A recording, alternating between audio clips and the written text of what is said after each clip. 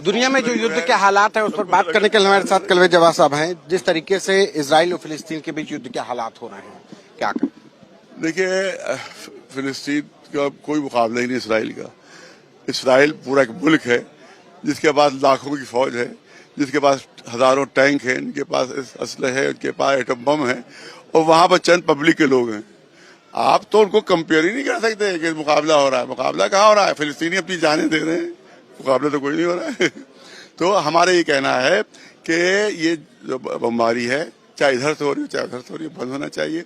बेगुनाहों की जाने जा रही है, वहाँ हजारों हजार आप बिजली बंद कर दी है, उनकी लाइट बंद कर दी है, पानी बंद कर दिया गया है गजा वालों का। इस तरह से वो भूखे प्यासे, इस तरह 3 साल तक इसराइल ने वहाँ का पानी बंद रखा था, दवाएं बंद रखी थी। 3 साल तक हजारों हजार बच्चे मर गए थे। तो क्या वो पीछे हट गए?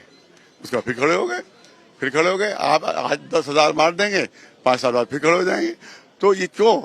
इसराइल को अगर चैन और से रहना है तो उनको उसको यहाँ का राइट अधिकार फिलिस्तीनियों का देना होगा। छोलदारियों में 50-50 साल गुजर गए उनको रहते हुए, टेंट में 50-50 साल गुजर गए रहते हुए। आप देखिए अटल बिहारी वाजपेयी साहब की तकरीर बाबा महफूज है इसमें। उन्हीं ने कहा है कि इसराइल आक्रमणकारी है और फिलिस्तीनियों की जमीन पर उसने कब्जा किया है, फिलिस्तीनियों की जमीन को उसे खाली करना होगा। ये अटल बिहारी वाजपेयी साहब आज से 30-35 साल पहले ऐलान कर चुके हैं। तो हम तो ये समझते हैं कि सबसे पहले हमारे मोदी जी अपना असर इस्तेमाल करते हुए जंग बंदी करवाएं और उसके बाद टेबल पर आकर वहाँ बातचीत हो, और जो इस फिलिस्तीनियों का हक है, जो उनका राइट है, जो अधिकार है, वो उनको मिलना चाहिए। वरना आज फर्ज कीजिए दब जाएंगे, 2 साल बाद फिर उठ खड़े होंगे, फिर दब जाएंगे, फिर 2 साल बाद फिर। तो कह रहे हैं हमारा हमास से युद्ध चल रहा, हमास से हमारा नहीं, हमास से तो क्या हमास को मार रहे हो? इतने अभी तक मरे तो हमास वाले मरे हैं। ये तो छोटे छोटे बच्चे थे, 2-2 साल में हिमात के मेंबर थे। ये जो 2-2 साल के बच्चे मरे हैं, हिमात के मेंबर थे। ये वो तो पब्लिक मर रही है भाई।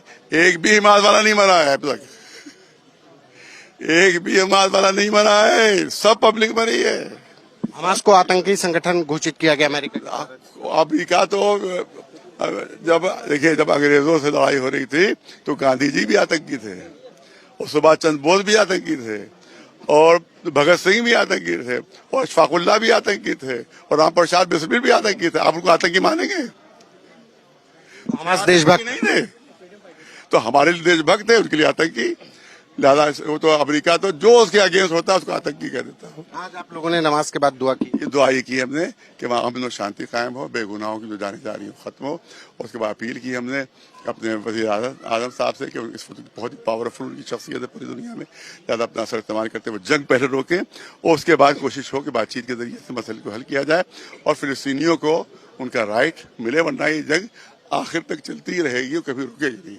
वर्ल्ड वॉर होने की नहीं, वर्ल्ड वॉर वगैरह नहीं होगी। ये हमारे साथ बात करने के लिए कलवे जवाब हैं, जिनकी फिलिस्तीन के लोगों के ऊपर जो जुल्म किया जा रहा है उसको लेकर के उन्होंने प्रधानमंत्री से भी अपील की है कि वो आगे आएं, वो देश और दुनिया के लोगों के बीच में जाएं और गोल में एक तरीके से टेबल टॉक करें और इस समस्या का हल निकाले। मौलाना कलवे जवाब ने सीधे तौर पर कहा कि फिलिस्तीन के ऊपर जो इजराइल लंबे समय से जो जुल्म कर रहा है उसमें भले ही हमास की बात की जा रही है कि हमास एक आतंकी संगठन, लेकिन उसका शिकार तमाम बच्चे, तमाम औरतें भी हो रहे हैं। कैमरा पर्सन संदीप के साथ संतोष कुमार, आज तक।